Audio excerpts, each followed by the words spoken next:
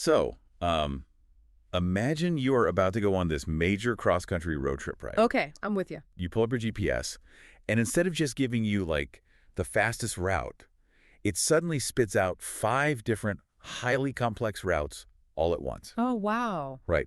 Like, it shows you topographical maps of every single mountain pass you might hit. That sounds exhausting already. It really is. It gives you uh, decades of historical traffic data for every intersection and real-time weather models for every single county you're going to pass through. This is way too much information. Exactly. It even gives you these algorithmic fuel efficiency projections based on your exact tire pressure. Right, which is a staggering amount of brilliant data, honestly. It is. It's incredible data. But there is one massive problem here. Which is? The GPS doesn't actually know why you were driving in the first place.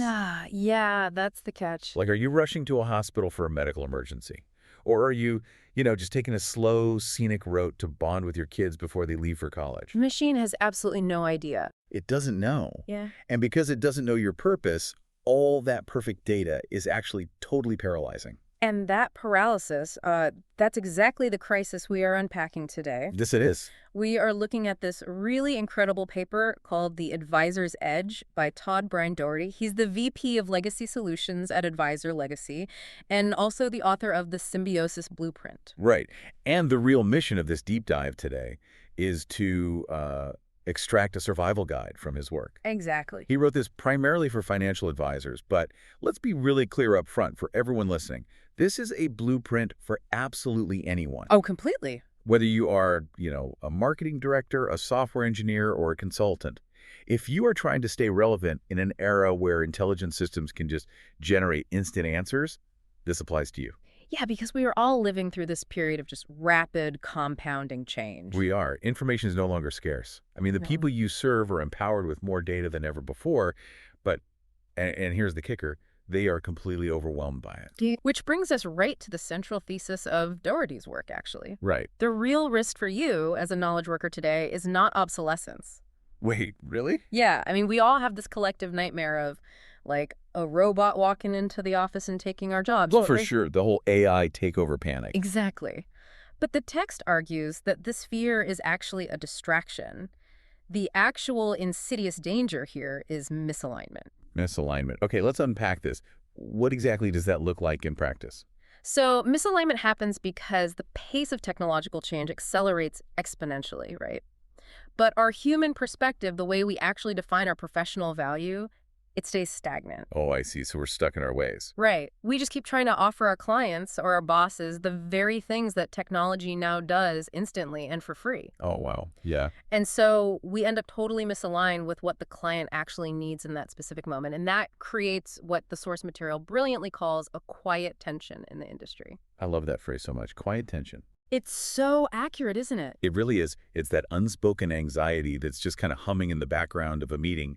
Because, I mean, if I am a client and I can just open an app and ask an AI to instantly build me a tax loss harvesting portfolio. Right, which basically means it automatically figures out how to sell off losing investments to perfectly offset taxes on your gains. Exactly. Yeah. If I could do that on my phone for free, why on earth am I paying a human being thousands of dollars a year? Exactly. And for professionals who have spent, decades building their entire careers on being the gatekeepers of that exact kind of mathematical modeling. That tension has got to be terrifying. It is terrifying. Yeah. And it triggers what Doherty identifies as the fear cycle. Okay, the fear cycle. Walk me through that. The mechanism of this cycle is highly predictable, actually. The rapid technological change creates profound uncertainty. Makes sense. And that uncertainty drives this deep psychological need to just do something, anything, to regain control. Right, you feel like you have to act. Exactly, which forces a reactive posture.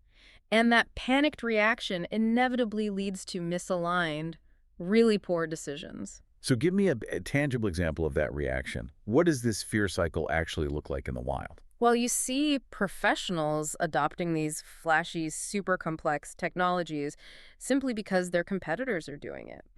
Like keeping up with the Joneses, but with software. Precisely. Like a financial firm sees a rival boasting about some new proprietary AI algorithm, they panic, and they go buy a massively expensive software suite just to say they have it. Just to put it on their brochure. Yeah. but they implement it without any underlying strategy. They don't actually understand how or even if it enhances the financial outcomes or the emotional well-being of their clients. They're basically just trying to outcompute the machine. Exactly. They're trying to win a game they can't win. They're just sort of throwing technology at the wall to see what sticks. Yeah. Hoping it makes them look modern. But wait, here's where it gets really interesting. Okay, lay it on me. Let me just play devil's advocate for a second here. If we are living in the ultimate information age, right, isn't a professional's value directly tied to having the absolute most data and generating the fastest answers? You would think so, yeah.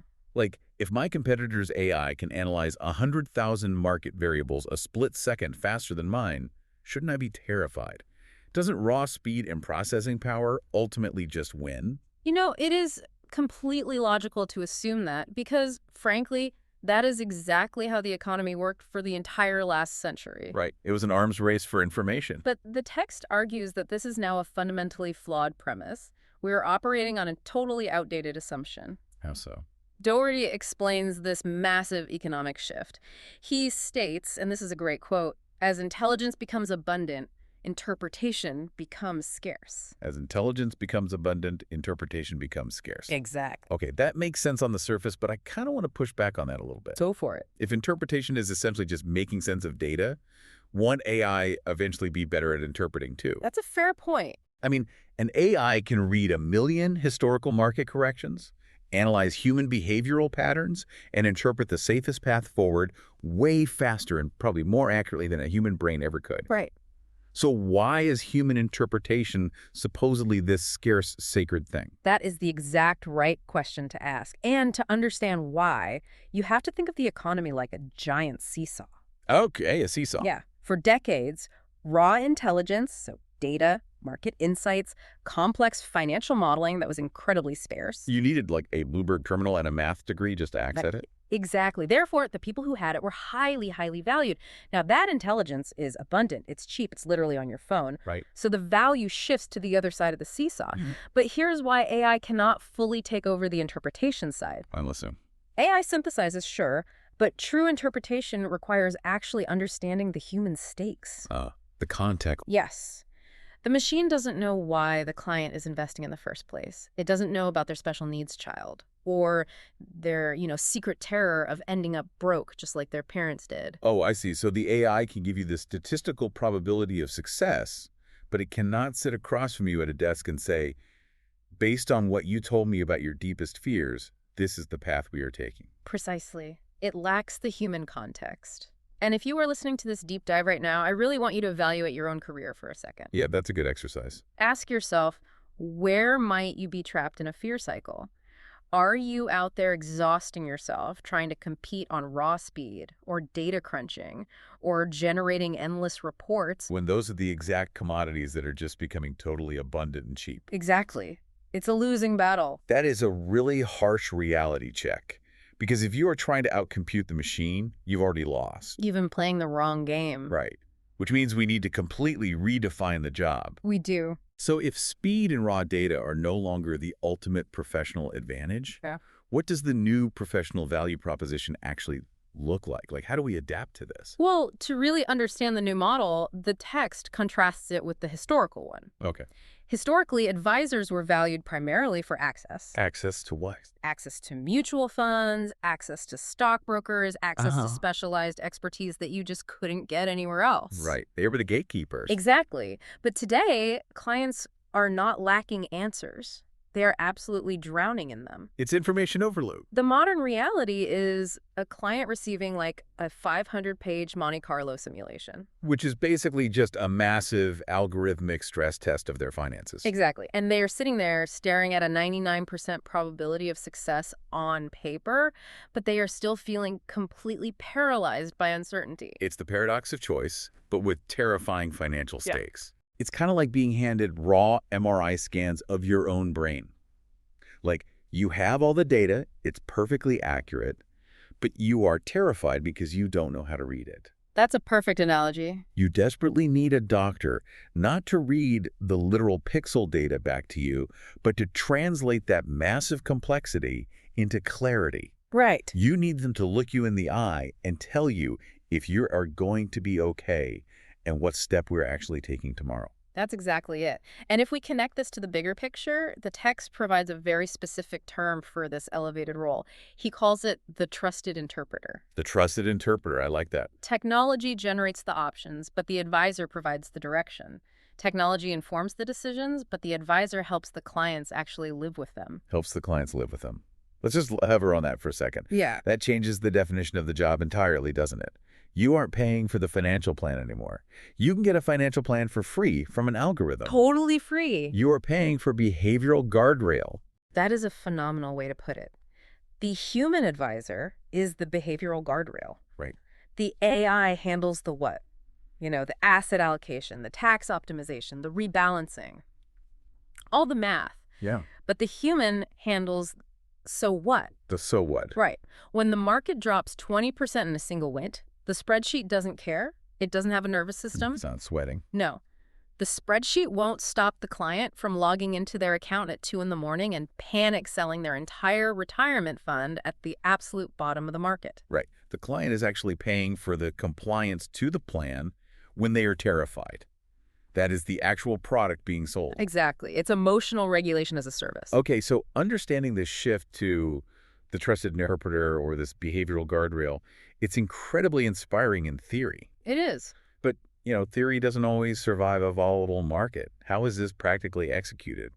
I think we need to move into Doherty's actual blueprint here. We do. And Doherty does provide a very concrete 4-step blueprint for this. Right. But before you can execute a single step, the text insists you must cultivate a foundational state of being, which he calls present moment orientation. Present moment orientation. Yeah. I have to be honest, that sounds great in a yoga studio, but when I have a client screaming on the phone because their portfolio just lost 6 figures in an afternoon, Right. bearing my Zen isn't really going to cut it, Mm-hmm. I need an action plan. Yeah. How does Doherty expect us to operationalize this?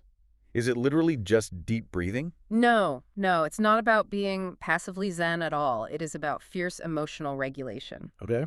The text defines present moment orientation as the active ability to remain grounded, clear, and intentional amid constant swirling change. So keeping your head while everyone else is losing theirs. Exactly. Without this foundation, the text warns professionals just default to being reactive. Right. When the client screams, the reactive advisor panics, right? They frantically pull up 10 different data sets to justify the losses, and they get sucked right back into that fear cycle we talked about. So they basically fight panic with data. Yes. Which just creates more noise for the client. Exactly. It doesn't help at all. But an advisor with present moment orientation filters out that noise. They recognize that the client's anger isn't actually about the data. What's it about then? It's about a loss of safety. The text makes a profound observation here. In an age of abundant information, clients are not actually seeking answers anymore. They are seeking someone who is clear. Wow, that makes total sense. I mean, when I am panicked, I don't want a list of facts thrown at me. No. I want to look across the table and see someone who is not panicking. I need to borrow their clarity. Exactly. You borrow their groundedness. Okay, so if we have that psychological foundation established, what are the actual mechanics of Doherty's 4-step blueprint? All right, step 1 is clarify what matters. Clarify what matters. Right. This means completely redefining your role and the metrics of success beyond just the products you sell. The mechanism here is shifting the client's cognitive load. For example, instead of spending a quarterly review arguing about why a specific mutual fund underperformed the S&P 500 by 0.5%, which forces the client to think about complex finance, where they feel ignorant and anxious anyway. Exactly. Instead of doing that, you intentionally shift the conversation to their actual life outcomes. Okay. You ask things like, given this market volatility, let's look at the plan. Are we still on track to retire at 60 and buy that lake house? Oh, I see. You shift them from a domain where they feel powerless, like the global economy, to a domain where they are the absolute expert, their own life goals. Yes. That immediately de-escalates the anxiety. You are clarifying what the money is actually for. Yes. You are connecting all that abundant data to their specific, scarce meaning. I love that. Okay, what's next? Now, step 2 is where we address the technology overwhelm directly. It's filter signal from noise. Filter signal from noise. This means evaluating every single new tool, app, or platform strictly based on its impact on the client rather than just its technological novelty. But how do you actually do that? Because, I mean, if I am ruthlessly filtering out noise, isn't there a massive danger that I filter out too much? That's a valid fear. Like, could I accidentally ignore a truly revolutionary AI tool just because I'm trying so hard to stay grounded? This raises an important question, and the text is very careful here. The blueprint doesn't advocate for ignoring technology entirely or just being a Luddite. Okay. It's about shifting your criteria for adoption. Think about how noise-canceling headphones work. Okay, let's explore that analogy. Noise-canceling headphones don't just put a thick piece of foam over your ear to block out all sound, right? Right. That would be ignoring the environment entirely.